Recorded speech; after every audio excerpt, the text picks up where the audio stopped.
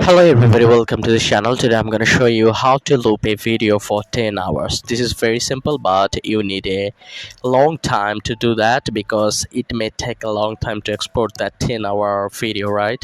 So first of all, you need to install CapCut application. You can just search it for CapCut on Google Play Store. After installing CapCut application, you have to open it. Now this interface will be available.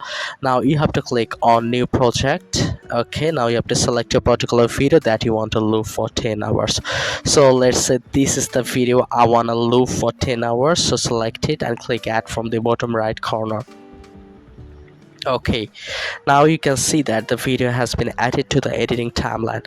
Now you have to do a very simple work. Go to the end of the video, delete the ending part. Okay, now tap on the video. Now from the bottom options, find for copy. Here it is, click copy and keep tapping on copy button and it will be copied as much as you tap.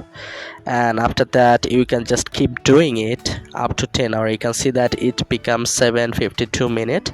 So this is how easily you can just make 10-hour loop, and from the top right corner you can see a upward arrow button. You can tap on it and the video will be exported. So if this tutorial helped you, like this video and don't forget to subscribe to my channel. See you in the next one.